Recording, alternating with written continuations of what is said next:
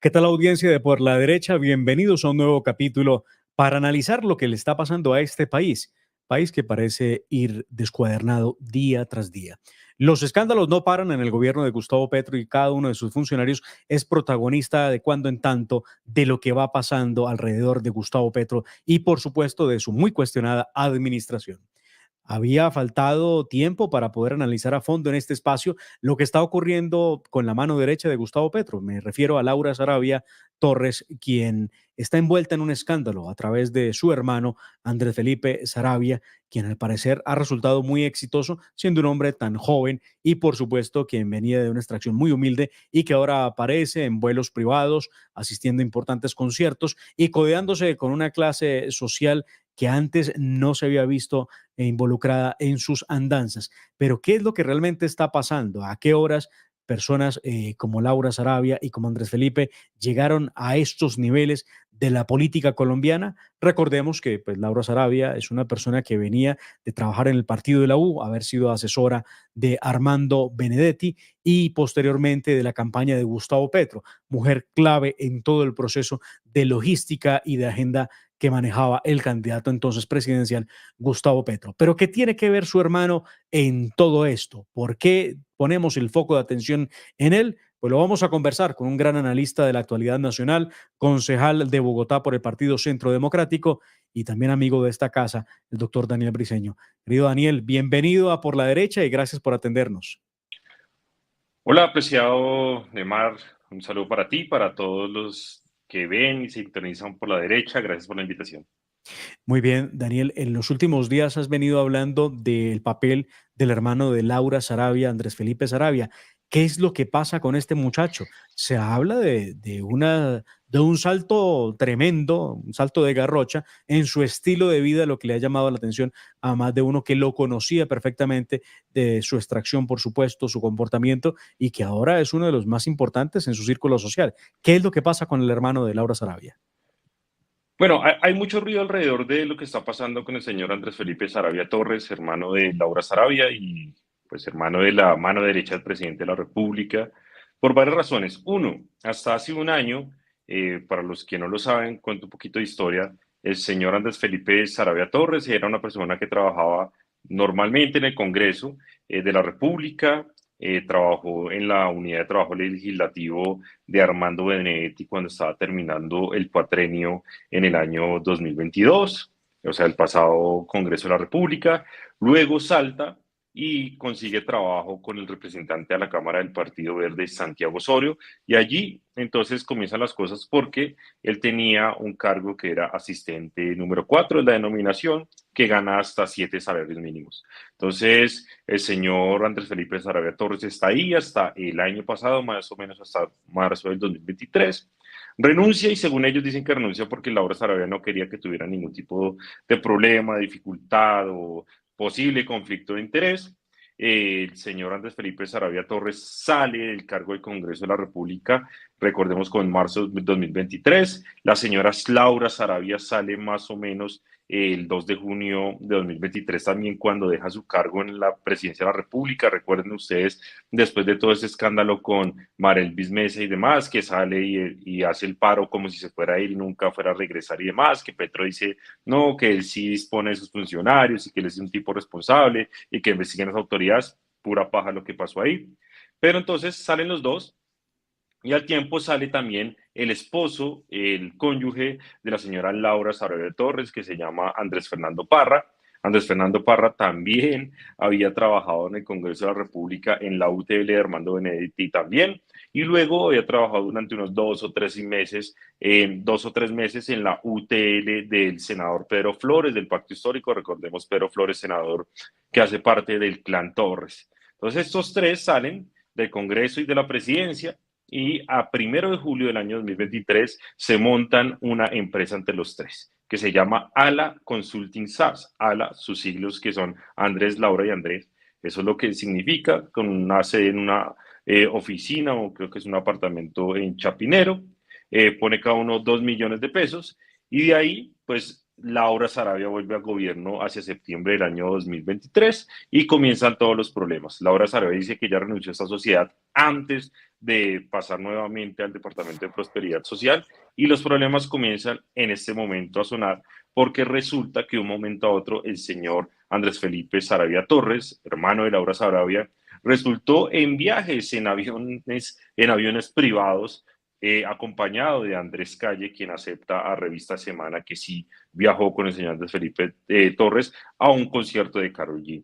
¿Por qué cuento esta historia? Para que ustedes vean cómo fue el ascenso de un momento a otro, que eso es un tema que se ha dado en menos de un año, que hoy se está hablando y se está especulando muchísimo. Hay varios periodistas, incluso no estamos hablando periodistas únicamente lejanos al gobierno, sino estamos hablando de periodistas muy cercanos al gobierno, como la doctora María Jimena Duzán, que es una persona que se ha mostrado muy cercana al gobierno de Gustavo Petro, incluso pues fue negociadora del ELN, del gobierno de Gustavo Petro, y lo que comienza a sonar es que el señor Andrés Felipe Sarabia Torres, pues hace lobby, es decir, hace intermediación entre intereses, según lo que dicen los periodistas, entre empresas y privados que quieren obtener o hacer alguna gestión frente al gobierno nacional y según se rumora, pues en algunos chats y en algunas cadenas de WhatsApp, pues se estaría presuntamente cobrando unas comisiones al respecto. Entonces, ese es como todo el recuento que yo hago porque es importante que la gente vea de dónde vienen, cómo fue que surgió y de un momento a otro cómo aparecen en un avión privado y en medio de un escándalo, porque según María Jimena Duzán, hay una presunta conexión entre Andrés Felipe Sarabia Torres y una empresa que se llama Elistar.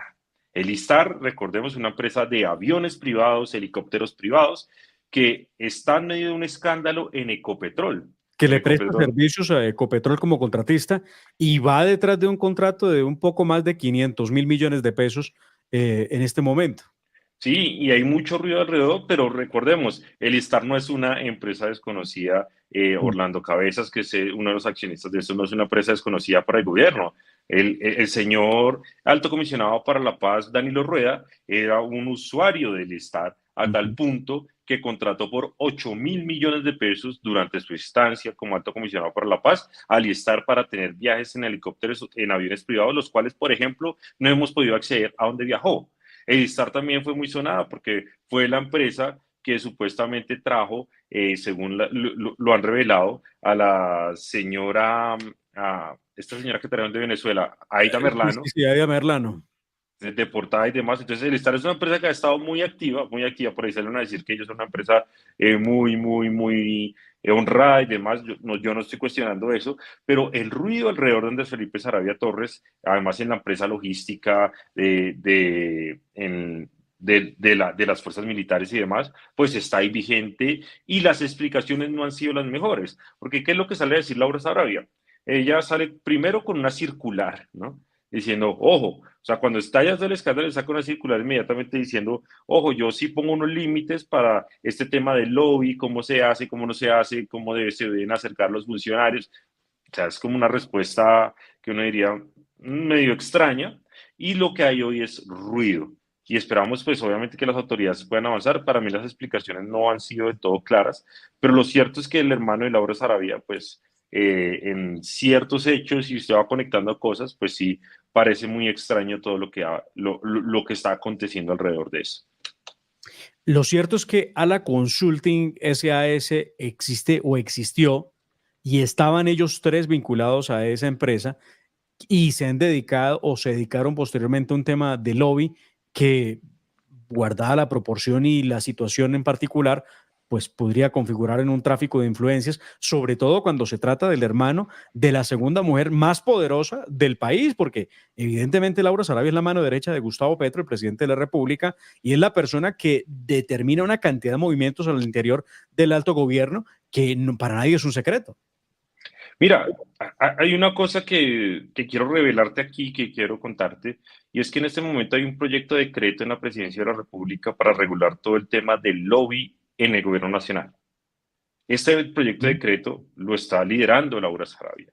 En mi concepto hay un conflicto de interés porque aunque Laura Sarabia ya no pertenece a esa empresa porque ya renunció antes de entrar al gobierno nuevamente, su hermano y su esposo si hacen parte de una empresa de lobby.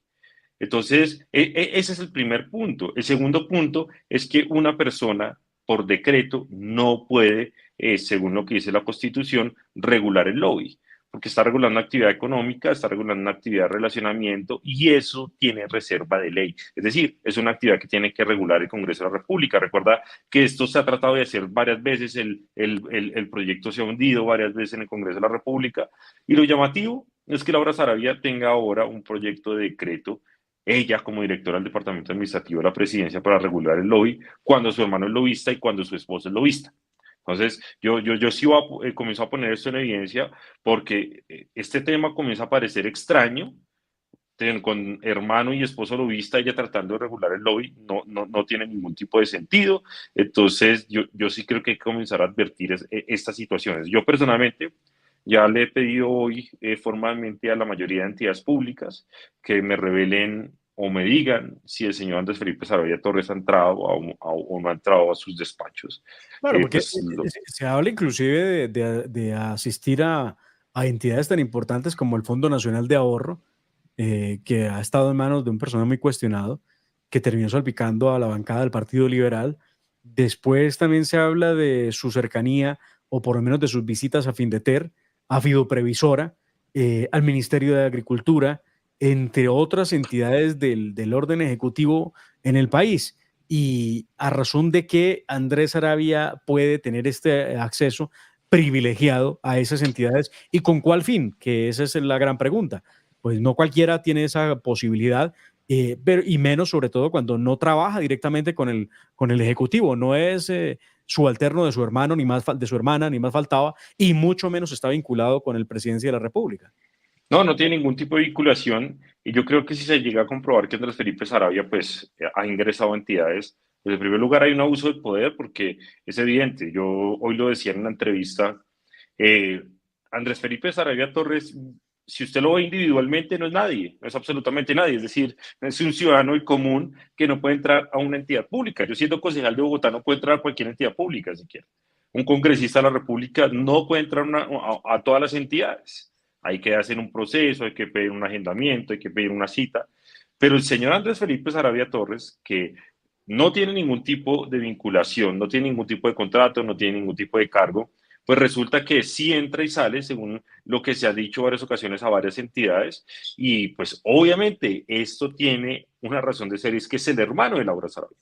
Entonces, si la familia de la mujer en este momento más poderosa del gobierno nacional, porque es la persona que maneja como tal el gobierno y demás, pues está metida o usa el cargo de su hermana para obtener beneficios o para entrar a alguna entidad o para hacer algún tipo de intermediación, pues inmediatamente esto debe recibir una sanción, porque estamos aquí hablando de tráfico de influencias y estaríamos hablando también de abuso de poder. Tremendo lío el que arma el gobierno de Gustavo Petro.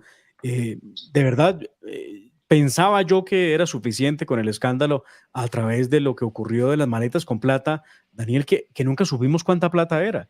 Se habló No, de 3 maletas llenas de dinero de la casa de Laura Sarabia, y es que todo esto conecta y da un muy mal sentido, ¿no? Da muy mal olor todo esto. ¿Cómo es esto que le roban unas maletas? Es que no estamos hablando de una billetera, de una cartera con un dinero. No, estamos hablando de maletas con plata que se roban de la casa de Laura Sarabia. Nadie sabe cuánto dinero hay allí. Algunos especularon, dijeron que 3, otros dijeron que eran 4 maletas, que había 3.000 millones. Todo fueron especulaciones y nunca se llegó al fondo de cuánta plata realmente había allí. Pero que se pierda plata en efectivo, además, ¿quién tiene esas cantidades de plata en efectivo en la casa? Y terminan después de eso con las interceptaciones a María Elvis Mesa, luego con el polígrafo, y hay todo un proceso alrededor de Laura Sarabia que yo creo que ni ella misma se imaginó que llegaría a tanto.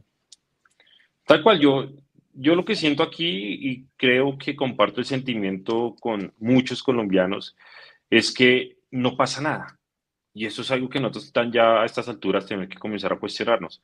¿Cómo es posible que después de tanta prueba, después de tanto escándalo, después de tanto suceso, después de que nos ponen y nos miran cómo persiguieron a María Mesa, cómo la chuzaron, cómo hay hasta la muerte de un policía, de un agente de por medio en esto, en donde no se dice absolutamente nada, en donde hay una serie de investigaciones, una serie de denuncias, plata perdida, entra y sale del gobierno, Benedetti lo mandan para Italia, hay audios, hay una maraña de cosas en donde si no fuera, si el presidente fuera otro, pues aquí ya hubiese pasado algo.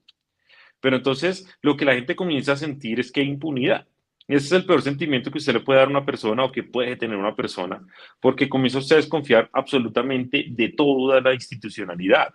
Y entonces tiene el reto la señora fiscal general de la Nación de comenzar a dar algún tipo de resultado, de pronunciarse sobre algo, porque esto además, que pareciera alejado, pero esto se le suma ahora con el escándalo que comienza a crecer y comienza a crecer de las chuzadas.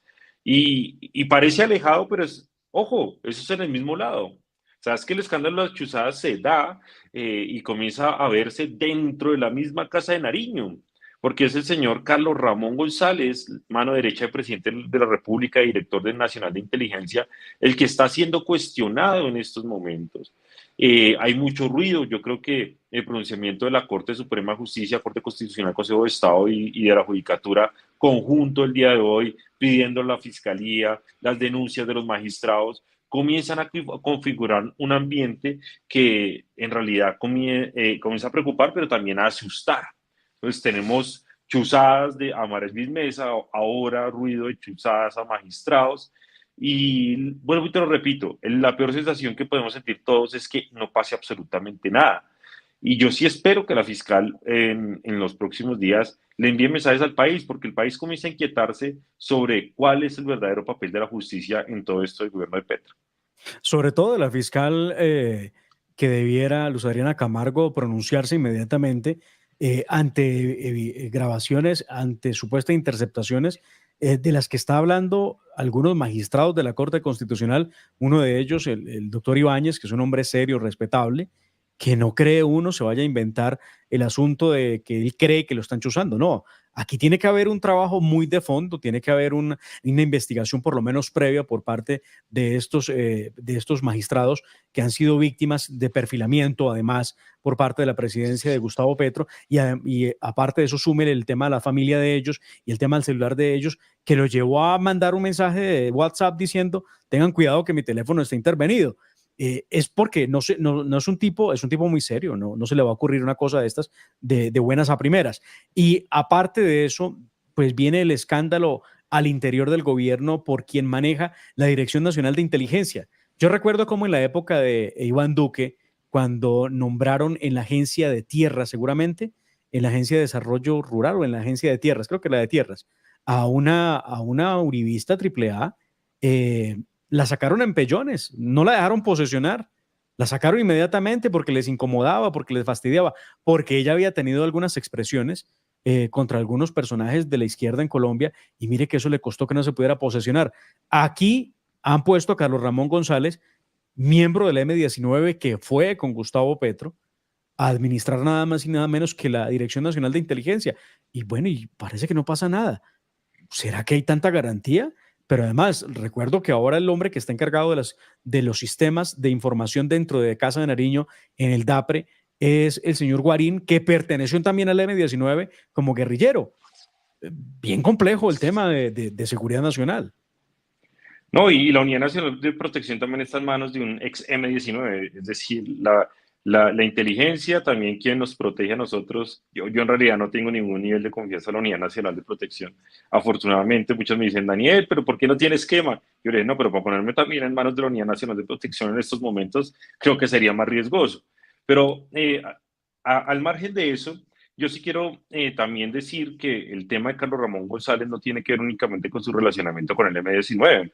Carlos Ramón González se convirtió en una persona demasiado importante y clave para el proyecto político de Petro, porque es el personaje que le mantiene al Partido Verde alineado.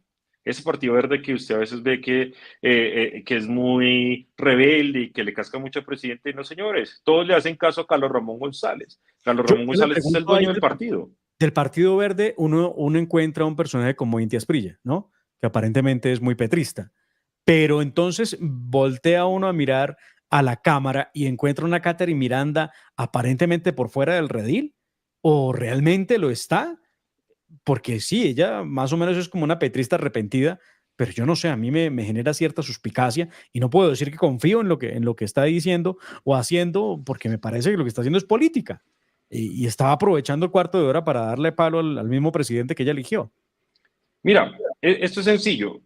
Busquen ustedes, cada uno de los que ven este programa, cuando algún miembro del Partido Verde ha sido capaz de pronunciarse en contra de Carlos Ramón González. Cuando ustedes encuentran una persona del Partido Verde que haya sido capaz de levantar su voz en contra de Carlos Ramón González o de cuestionar en alguna de sus decisiones, en ese momento usted encontrará un miembro del Partido Verde que sea independiente. Revísenlo. Hoy yo no encuentro casi a ninguno. Y Carlos Ramón González es una persona llena de poder. Más, Luz Dana Leal, esposa de Carlos Ramón González, es la persona que maneja todo el tema de empleabilidad en el SENA. Y no solo eso, Carlos Ramón González es per se el prestamista del Partido Verde.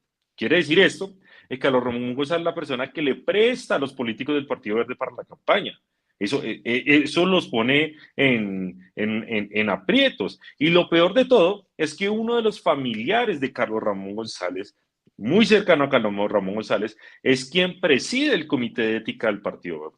Entonces el partido es de Carlos Ramón González y es gracias a él que hoy el Partido Verde puede mantener la dirección del SENA, puede mantener por debajo de cuerda también todavía el ICETEX, tiene la alta consejería para las regiones, que la tenía con Sandra Ortiz y hoy vuelve a tenerla. Tiene varias entidades, el Fondo Paz también hace parte del señor Carlos Ramón González y de Carlos Andrés Amaya.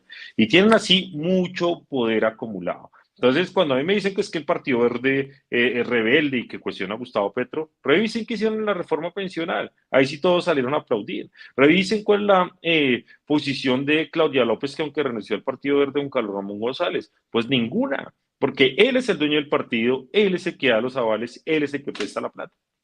No, yo no he escuchado a Claudia López, que se perfila como candidata presidencial, hablar de Carlos Ramón González.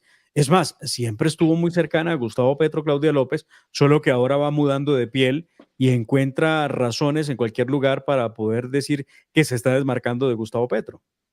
Pero Claudia es la candidata de Petro. Es que, ver, hagamos cuentas sencillas. Petro no está gobernando para todo el país. Petro está gobernando para el 30% que le pertenece a él, que es entre 6 y 7 millones de votos. Y en eso yo creo que muchos se están equivocando al creer que Petro se está cayendo en todo lado. Petro está dedicado a fidelizar esos 6 o 7 millones de personas, votos, y los fideliza con plata, con subsidios, con juntas de acción comunal, con organizaciones indígenas. Siempre los está fidelizando, tierras, tales, o sea, les da todo. Él no Sí, quiere gobernar. hay que ver los contratos cuantiosísimos que le ha entregado a por lo menos 20 organizaciones indígenas en el país por más de 180.000 o 190.000 millones de pesos. Y eso pues poquito, ¿no? En el primer año de gobierno. Y por supuesto todo lo que hay alrededor de las tales ollas comunitarias, que es otra forma de entregar dinero, recursos a manos llenas. Y hoy pues encabeza, imagínese usted, de Gustavo Bolívar, que es el que se encarga de repartir la tajada.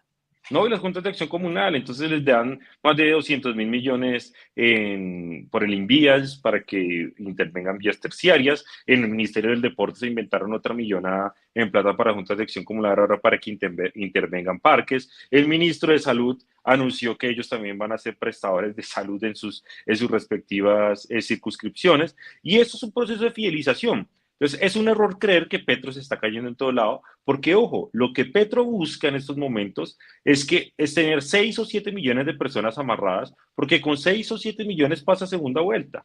Sí. Y con 6 y 7 millones pone presidente él o ayuda a poner presidente. Y ahí es cuando yo digo que Claudia López es la candidata de Petro. Porque si usted pone en segunda vuelta a María Fernanda Cabal versus Claudia López, la pregunta es ¿por quién vota Petro? Pues la respuesta es totalmente lógica, obvia y sencilla. La pelea entre Claudia López y Gustavo Petro tiene un solo objetivo, es confundir, dividir y sobre todo que Claudia López pueda sumar votos en la centroizquierda, en el centro y en la centroderecha. Y aquí en esa centroderecha es donde mucha gente se está dejando engañar. Mucha gente dice, no, pues Claudia no me parece tan mala alcaldesa y pues yo creo que si ya es enemiga de Petro, pues no va a estar tan mal. Pero la confusión va a radicar en que el requisito más grande para poder ser candidato, solo para entrar a ser candidato, es ser antipetrista. O sea, todos van a ser antipetristas. Esa es la lógica. El tema es quién verdaderamente va a ser antipetrista en el año 2026. Bien, y ahora quiero que pasemos a otro tema que es muy importante y apasionante. Seguramente en los próximos días y poco a poco se va conociendo qué va a pasar con el gabinete de Gustavo Petro. Se dice que esta semana habría cambios, otros dicen que no, que será la entrante cuando estemos ya plenos en el mes de julio, ya mismo, mejor dicho, cuando Petro anuncie los cambios que tiene que hacer, porque Petro ha denominado que esto de la presidencia no es una presidencia, sino un partido de fútbol donde él metió un equipo a jugar en la primera parte y en la segunda parte, en los 2 años que le restan, largos que sí han sido y serán, entonces va a poner a jugar otra parte del equipo. Bueno, ¿qué vislumbra Daniel Briceño respecto a esos cambios? ¿Y quiénes serían los que salen? Y bueno, ¿por qué no decirlo? ¿Y quiénes podrían llegar a entrar? Cuando uno revisa los ministros que han salido y entrado, uno tiene que, en promedio, un ministro de Petro dura máximo 10 meses en el cargo. Esto, pues, ¿quién se acomoda a eso, no? O sea, ¿quién alcanza a hacer algo en 10 meses? Absolutamente nadie.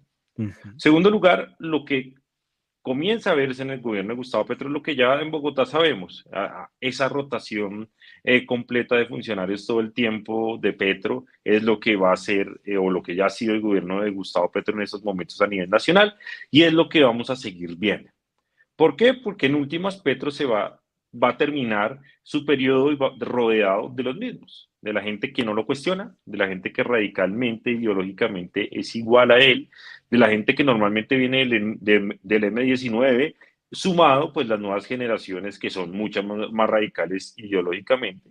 Y entonces lo que se dice hoy, por ejemplo, es que el ministro de Justicia se va, Néstor Osuna, que no es una persona del interior, del corazón del petrismo, pero pues es una persona que pues venía como tal del externado, que compartía algunas cosas ideológicamente con él, pero pues no es prescindible. Dice que también obviamente el gran fracaso y el gran fiasco político, que yo lo tengo que calificar así, el señor Velasco, ministro del Interior, también sale. Y digo que es un fiasco político porque Velasco fue un tipo, yo nunca he estado muy de acuerdo con él, pero pues uno veía que era un tipo que tenía dos banderas. Uno, la lucha contra la corrupción y la lucha contra la alza de la gasolina. Y Sí, sí. terminó comiéndose el alza de la gasolina más grande de la historia, ahora comiéndose el alza de la CPM y además metido y mencionado en temas de corrupción. Entonces, obviamente, es la salida de Velasco por la puerta de atrás, porque fue un fiasco y un fracaso también su gestión como ministro del Interior, esa forma en cómo aprobaron la reforma pensional y demás, pues le va a traer problemas en la Corte Constitucional. Hay mucho ruido y este me sorprende, y es que el señor Andrés Camacho, ministro de Minas, salga. Entonces, porque él es del corazón petrista, es decir, es de esos radicales antimineros, anticarbón, antiempresa y demás. Yo pensé que él se quedaba, pero se está hablando de que el Ministerio de Minas se concretó, vamos a ver si es verdad, hoy lo decía Portafolio, en un cambio burocrático y de favores con el Partido Conservador. Entonces, vamos a ver si es verdad lo que dice eh, la revista.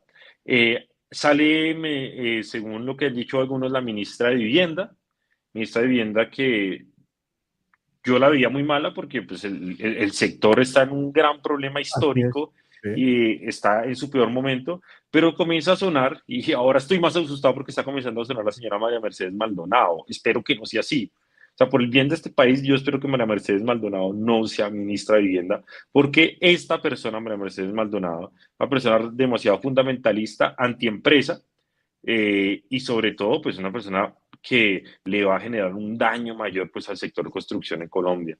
Dice que sale educación, y educación es obvio que va a salir porque le van a cobrar lo de FECODE, el paro de FECODE pues Y, va a y, cobrar y esa sa- cabeza. y yo no sé si tengamos el mismo parecer, Daniel.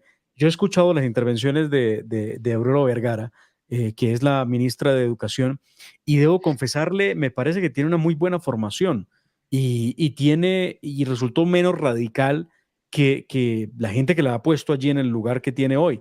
Y pues sería una pérdida para el petrismo alguien que tenga una formación y que tenga alguna idea de lo que estaba haciendo allí. No estoy diciendo que yo todo lo haya hecho perfecto, porque a fin de cuentas tenía que hacerle caso a su jefe, que es Gustavo Petro. Ella tiene una formación admirable, pero creo que igual le tocaba hacer caso. Y traer Claro, una pero, persona radical en el asunto sí que sería complejo. claro, pero a Petro no le importa quién está formado, ni quién sabe, ni quién no sabe, Sí, sí, sí, eso lo es hemos evidente. visto. Sí, Eso ya no les importa eso, pero sí. sí le van a cobrar lo de FECODE. total. Porque si algo hizo bien Aurora Vergara es abrir la puerta a la evaluación de maestros, y eso en este país, se sabe que para la izquierda eso es como si le mentaran la madre. Se le dice a Sí, un maestro y a FECO de que los van a evaluar y eso inmediatamente paro y pues le va a costar la cabeza como tal a la señora Aurora Vergara, que es de las que dicen que más fijo sale. Está sonando Óscar Sánchez, que es viceministro en este momento, que ya fue secretario de Educación de Petro aquí en Bogotá, pero comienza a sonar alguien que me preocupa mucho, es el señor Carlos Caicedo. Eso sería, Carlos Caicedo del Magdalena. sí, comienza a sonar como ministro No, de Educación, sería un gran fiasco. ¿qué tal es? Yo creo que si Carlos Caicedo va a terminar siendo ministro de Educación, yo recuerdo que yo hice una denuncia de él hace un par de años, que él siendo gobernador dejó más de año y medio, ¿no? Casi 2 años a la gente del Magdalena, a los niños del Magdalena sin programa de alimentación escolar. Ese es el señor que va a manejar ahora el programa de alimentación escolar en todo el país. Y otro que Lo, me sorprende lo es el que falta es señor. que traigan a Daniel Quintero de ministro también.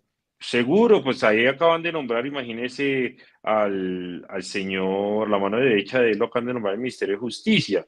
Me Ujú. preocuparía que pues termine en algún tipo de cargo Daniel Quintero, pero ya, o sea, en realidad ya no me sorprende nada. Entonces tocaría revisar. Y me sorprende, por ejemplo, que comienza a sonar la salida de William Camargo. Yo no estoy muy de acuerdo con él en muchas cosas, pero William Camargo en el Ministerio de Transporte parecía ser una persona medio sensata. Sí. Eh, pero pues yo creo que William Camargo, si lo veo desde la óptica de Gustavo Petro, William Camargo, por ejemplo, ha sido muy tibio a la hora de parar el metro de Bogotá, que es el objetivo de Gustavo Petro.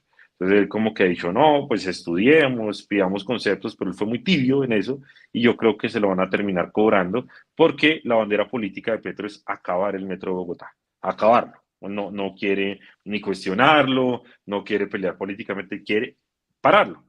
Y como William Camargo pues estuvo en el cargo y no pudo, pues me imagino que se lo irán a cobrar y también habrá pues algún tipo de cambio. Los cambios se van a dar por varias razones. Uno, porque son críticos con el gobierno. Dos, porque algún sector petrista lo pide. Y tres, que es aquí el más relevante y es la reorganización política y la repartija nuevamente del gobierno al Congreso, porque recordemos que el presidente le queda todavía la reforma laboral en primer debate aprobado en el Congreso de la República y tiene obligatoriamente que terminar presentando una reforma tributaria por el problema fiscal y el déficit fiscal que tenemos hoy y que por el que está pasando el país. Seguramente el gobierno necesita tomar un aire más grande, por eso también tiene que salir Velasco si necesita reordenar el tema del Congreso. Yo Velasco para poner escuchaba, a Alexander López, que no fue capaz con el Departamento de Planeación Nacional. no, yo creo sinceramente que podría ser Dusan. Jaime Dusan Duzar, el presidente de Colpensiones. ha venido sonando y recordemos que el señor Dusan es el que realmente ha estado haciendo todo el lobby en el Congreso de la República, ¿no? El que estaba ya casi fungiendo de ministro por detrás. No sé si Petro lo quiera como ministro o enfrentando el chicharrón que ahora se metieron encima con los 400 billones y ejecutando esa plata de la reforma No, pensional. no, no, no, no los vemos en, como Dusan es un tipo bastante osado, ¿no? Él ha dicho que sí, que todo está listo para recibir a esos 19 millones de ahorradores con los brazos abiertos. Obvio, es caja y para esto no hay plata que alcance, lo hemos visto, y se juega el pellejo donde esto no funcione, pero que además esperamos que la Corte Constitucional diga algo, se pronuncien las demandas en contra de esa reforma pensional que terminó pupitreada y groseramente aprobada. Sí, también obviamente comienza a sonar hoy otra vez el regreso de Roy Barreras, que sería un regreso peligroso, porque Roy Pero Barreras sí es una peligroso para persona, Petro. no, peligroso para el país, porque Roy Barreras es un tipo efectivo, ¿sí? ¿Verdad? O sea, Yo no sé, yo a Roy lo veo convertido en candidato presidencial en contra de Gustavo Petro. Me parece que no le queda lejos. No le no, queda no, lejos sí, nada. no, él hace la voltereta, pero pues es un tipo que tendría que venir a organizar ciertas cosas, tampoco lo van a poner para hacerle zancadilla de gobierno. Y además, pues aquí todo pasa y hay dos decisiones que se van a tomar en los próximos meses y días y semanas, sobre las cuales nosotros tenemos que estar pendientes. Una, quién va a ser presidente de la Cámara y presidente del Senado. Ya el Senado ya está cantado con Fincho Cepeda, Efraín Sí, Cepeda sí, del sí. Partido Total, Conservador. total. Y la Cámara, pues sí hay una disputa entre Catherine Miranda y Marta Alfonso. Yo Sí. creo que, aunque Miranda a mí no me va a convencer nunca, yo creo que tener una Marta Alfonso sería mucho más peligroso porque Marta Alfonso sí es como una Andrés Calle, es decir, una persona que abriría toda la agenda y daría toda la larga del mundo, eh, incluso pasando por encima de los derechos de la oposición, como lo hizo el señor Andrés Calle durante la mayoría de debates en el Congreso de la República. Y la segunda decisión que yo quiero comenzar y que ojalá desde Escuela Libertad y por la derecha la comencemos a revisar, y es que recuerda que van a haber cambios de magistrados en la Corte Constitucional. Así es, sí, sí, sí. Entonces, hoy, mira, aquí hay algo básico y la gente cree que la Corte Constitucional es un órgano que se siente, delibera jurídicamente y para hacer cambios constitucionales y de jurisprudencia, pues hace análisis profundos, pero no. Aquí hay un solo criterio para ganar en la Corte Constitucional y es este: 5. 5 de 9. Ujú. 5. El que tenga 5 gana. Hoy Petro tiene 3. Hay 3 que han estado votando con el presidente y él va a cambiar 2. Entonces, prontamente, yo creo que hacia julio, agosto, septiembre, que es eso, presidente puede estar llegando a la mayoría de 5 en la Corte Constitucional, lo cual me comienza a preocupar a mí. Sí, sobre todo con los ruidos que hay alrededor de la constituyente a la Petro, ¿no? Porque es una forma especial en la que pretende saltarse por encima cualquier consideración constitucional que tengamos para una asamblea constituyente. Y una tercera decisión que viene también ahora de manos del nuevo Senado es quién va a ser Procurador General de la Nación. Sí. Recordemos, uno lo pone el presidente de la República, por ahí está sonando que el presidente va a ternar bien sea a Perdomo, a Jorge Perdomo, socio de Montealegre que está hablando Sí. de la constituyente, o a Héctor Carvajal, que es el abogado del presidente del que yo denuncié hace la semana pasada por tener contratos con el gobierno siendo abogado del presidente del Consejo Nacional Electoral. El juego está en la Corte Suprema de Justicia y en el Consejo de Estado que ponen uno y uno, pues hay nombres importantes que están sonando.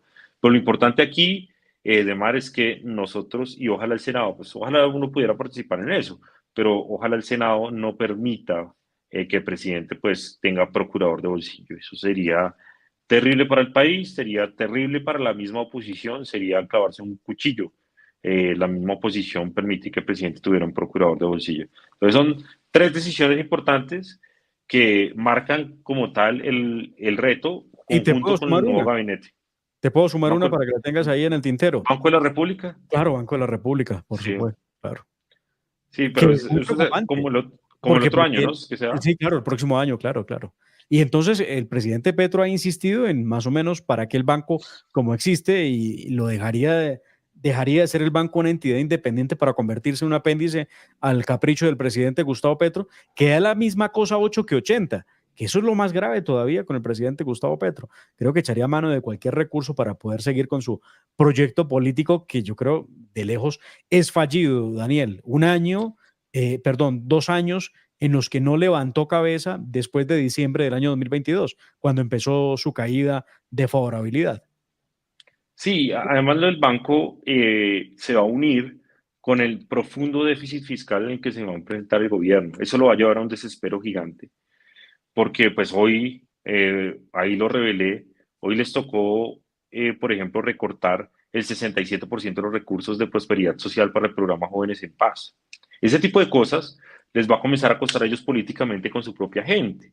A Petro no le importa si algo le cuesta políticamente con la otra gente, es decir, con nosotros, con el centro, con los medios, con la opinión, con el país, pero cuando algo como lo de la evaluación de maestros, si te diste cuenta, lo afecta con sus propios electores, con la gente de su base, esa cosa sí lo desespera, hasta el punto que va a echar una ministra por atreverse a proponer que evaluaran a los maestros. Entonces yo creo que ese tipo de cosas los va a sentir la gente, los que han confiado en el proyecto y los que siguen ahí, y que haber reducido ellos mismos más de 300.000 millones de pesos para el programa Jóvenes en Paz, que es una bandera del gobierno, que obviamente esto tiene de fondo gracias a Dios, yo dije hoy en Twitter que la ineptitud de Gustavo Bolívar nos está salvando, no se está salvando, y de Francia Márquez, porque pues como ejecutaron el 038, pues les quitaron la plata. Pero ¿qué tal si hubieran ejecutado el presupuesto? Que alguien del petrismo decía, ¿cómo me explican a mí que si no hemos logrado ejecutar el presupuesto estemos en déficit? Pero pues dense cuenta en qué se han gastado el dinero. Sí, la verdad que entre una cosa y otra, los lujos, los viajes y por supuesto todo ese populismo a punta de subsidios y de engaño, porque sí hay mucho detrás de eso. Realmente la cantidad de dinero que se gastan en propaganda, en influencers y demás es bárbara. O sea, esto no se había visto y el país no había estado en una situación económica tan compleja donde algunas entidades del Estado están diciendo, venga, les pago la prima, pero no le pago a los contratistas porque no me alcanza.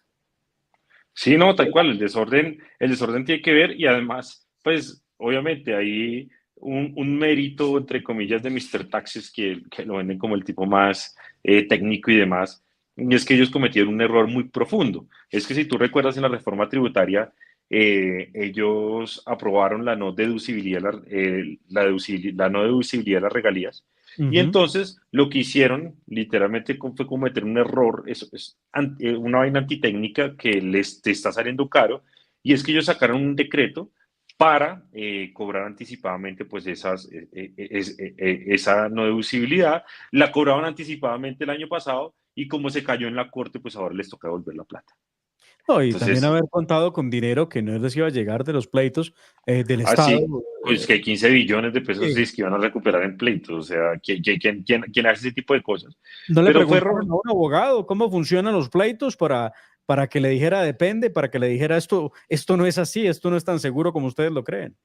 Claro, pues además que es que un abogado, o sea, un abogado es una obligación de medio, es decir, hace Sí, todo claro. lo que puede para obtener un resultado, pero ningún abogado le puede decir a usted, yo le voy a garantizar que le voy a recoger tanta plata. No, pero bueno, Bueno, esos eso son los solamente técnicos, los técnicos de TikTok. sí, sí, sí. Pero ahí está que lo premiaron con el Ministerio de Industria y Comercio. Pero ¿tú crees que es un premio? Yo siento que es un castigo, porque la DIAN es una entidad más poderosa con más presupuesto. Obviamente, yo creo que pues, ese ministerio, dentro de todos los ministerios, es de los ministerios irrelevantes, lastimosamente. No tiene tanto presupuesto, no es tan visible, pero, y no estoy diciendo que no sea importante, porque es un ministro, pero Sí, pues claro. La DIAN sí es un organismo demasiado poderoso, que tiene demasiada influencia en el sector empresarial, que tiene demasiado presupuesto, que maneja regionales, que Pero maneja con, oficinas por todo el país, Pero con pero el no, error que tuvo en el recaudo, pero no debería podían no echar. haberlo promovido para convertirlo en ministro Pero no de podían Industria y echar porque Comercio. es el tipo más popular del gobierno. O sea, es una No, estrategia de marketing. O sea, el tipo es un tipo que se vende bien en redes sociales, que tiene una popularidad y entonces pues el gobierno no podía echar al tipo más popular del gobierno. Eso sí, ellos no iban a cometer ese error y pues lo promueven. Todo el mundo dice que lo promovieron, pero cuando mira el poder que tenía la DIAN era un organismo más poderoso que el propio ministerio. bueno. Bueno, y una palabra sobre Bogotá, Daniel. Tú estás haciendo un gran trabajo como concejal en Bogotá. ¿Cómo van las cosas? ¿Cómo va el alcalde Galán? Seguimos viendo problemas de inseguridad y un problema que parece que no hay quien lo salve ni quien lo solucione. El tráfico en Bogotá parece un verdadero parqueadero todos los días en la hora pico. No cambia, no cambia. No ha habido ninguna circunstancia que haga pensar que esto esté mejorando y el tema de seguridad definitivamente tampoco cambia. No vemos cuál es la diferencia entre lo que había antes y ahora lo que estamos viviendo con el alcalde Galán. Mira, nosotros desde el Centro Democrático somos independientes, levantamos críticas constantemente al alcalde Carlos Fernando Galán, pero entendemos también que se está generando y se está generando una recuperación de algo que se perdió en los últimos 4 años. Cuando a usted le toca coger un gobierno después de Claudia López en Bogotá y usted encuentra que no hay ningún tipo de interacción, relacionamiento y estructuración entre la policía y el distrito, que fue lo que hizo Claudia. Claudia rompió la relación histórica que había entre policía y distrito. Recomponer esas relaciones no es un tema de un día, eso es importante decirlo, porque usted volver a recomponer y volver a meter en la lógica hasta el último policía, el último cuadrante, el último CAI, de que hay un plan estructural y demás, eso es una cosa. Segundo, abonar que, por ejemplo, para los que no lo sabían, de los 32 billones de pesos que había de presupuesto al año en Bogotá, Secretaría de Seguridad únicamente tenía 500.000 millones. Y en el último año, de forma infame, de Claudia López le redujo el presupuesto de seguridad a la ciudad, el presupuesto de inversión. Entonces, en el plan de desarrollo logramos aumentar casi en un 60% el presupuesto de seguridad y ahora pues nos vamos a enfrentar a varios retos. Usted me dice, ¿qué me gusta de Galán? en temas de seguridad una cosa, y es que Galán dice, vea, puede que me bajen las cifras, es decir, yo puedo decir, me bajó la extorsión, me bajó el homicidio, me bajó el pero si la gente se sigue sintiendo insegura, pues la seguridad no ha cambiado. Entonces dije, Ujú. ok, gran enfoque, porque por primera vez alguien dice, oiga, percepción también es inseguridad, que yo me sienta asustado en la calle también es inseguridad. Entonces, sobre eso, sobre esa forma de ver la seguridad, creo que el alcalde Galán acierta. ¿En qué no acierta? En que, por ejemplo, llevamos 6 meses en los cuales la Secretaría de Seguridad todavía sigue con directivos de Claudia López. O sea, usted no puede seguir, usted no puede cambiar las cosas con la misma gente que hizo mal las cosas ya.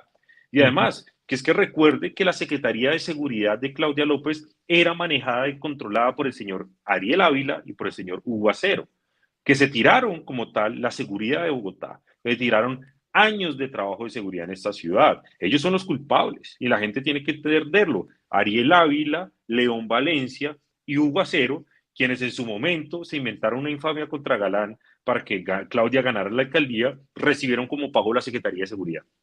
Y León Valencia, pues su hija Catarina Valencia también fue nombrada directora de artes y posteriormente Secretaría de Cultura. Entonces, ese tipo de, y es una crítica constante, ¿cómo así que ustedes tienen todavía directivos de Claudia ahí? Entonces eso a mí me comienza a generar muchas dudas y yo muchas veces pienso que hay una alianza entre Claudia y Galán latente, que se me despejó un poquito esa duda en el plan de desarrollo cuando revivimos la LO.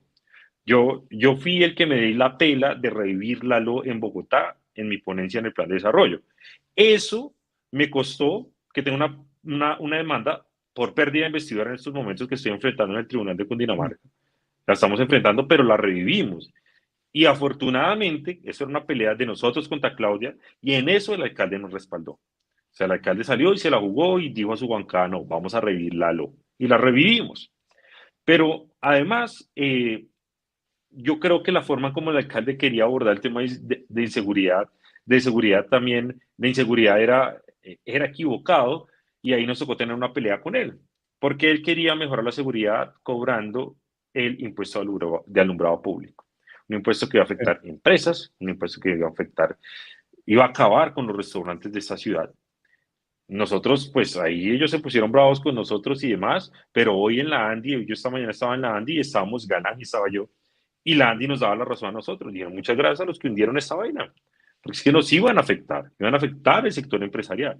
Entonces, ahí es donde hemos estado diciendo al alcalde, oiga, hay que hacer ejercicios de austeridad y recorte acá, porque en eso también, si se da cuenta, yo con Galán una cosa mala y una cosa buena. En eso yo también le he dicho a Galán, oiga, le reconozco que cuando nosotros llegamos y advertimos el nivel de burocracia que dejó Claudia López en esta ciudad, pues a que el alcalde se ha dado la pela.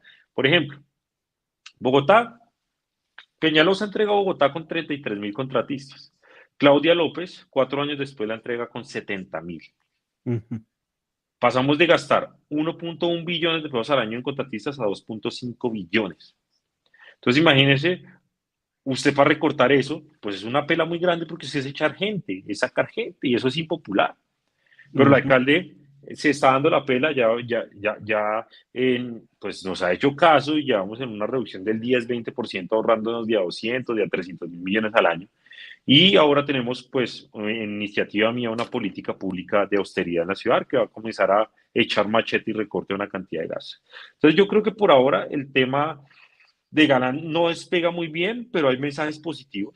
Yo creo que el gran problema de él es que es muy pausado en muchas cosas. Y creo que los mejores mensajes los ha dado, por ejemplo, el Orlando Molano, el director del IDU, que es este gran funcionario que venía de Peñalosa, que fue el que hizo todas las canchas sintéticas en Bogotá y demás. Porque por lo menos la gente dice, ok, no me han terminado la obra, ya que me hablas de tráfico y todo, pero usted sabe que hay alguien impulsando esas obras. Es que había muchas obras que estaban muertas sin un solo trabajador y creo que ahí Orlando Molano ha sido clave en este tema. Entonces, un tema agridulce, yo espero que este segundo semestre el alcalde Carlos Fernando Galán, que además ya se lo dije, alcalde, tenga mucho cuidado con ese tema de comenzar a viajar y a viajar y a viajar. Ya se metió 3 viajes en un semestre que Asia, que Europa. Acaba de llegar de París ayer, que Washington. Usted tiene que estar aquí en Bogotá. Y vamos a ver, nosotros seguimos haciendo el control de forma independiente, pero en lo que le podamos ayudar al alcalde le ayudaremos porque también entendemos que Bogotá es un eje de ataque del presidente Gustavo Petro. Y nos Sí, van a atacar y nos van a atacar todo el tiempo y pues en eso hay que ayudar al alcalde. total. Daniel, pues muchísimas gracias. Habíamos convenido y me excusa una entrevista más corta, pero ha sido apasionante. Yo sé que nuestra audiencia ha disfrutado al máximo en la hora de la verdad y en Escuela Libertad de estos minutos que nos has dispensado. No, a ti, no, yo feliz, mira, yo aquí me puse a hablar y ni miré el No, reloj, hablamos nada, rico. absolutamente nada. Sí, estuvo muy bueno, Hablamos muy estuvo rico. muy bueno. Pues Muy muy bueno, bien, no, muchas muchas gracias gracias a ti. y firmes, ¿no? Ahí estamos a la orden del día siempre para seguir tus denuncias. Hay un canal fantástico para poder enterarse de todo lo que Daniel Briceño a diario está poniendo de presente, porque no solamente el tema Bogotá, sino maneja extraordinariamente el tema nacional. Lo han visto ustedes y sin proponérmelo, hemos hecho una cosa muy interesante de gabinetología, ¿no? De lo que se vendrá con el gabinete de Gustavo Petro. Así que todos muy pendientes a compartir este video. Muchas gracias y te deseamos un feliz día. No, a ustedes, Dios los bendiga, a todos los que ven por la derecha y muchas gracias siempre por su apoyo. Muy bien, a todos ustedes, gracias como siempre. Les deseamos un resto de día muy feliz en familia y que Dios los bendiga, por supuesto. Nos vemos aquí próximamente en Por la Derecha.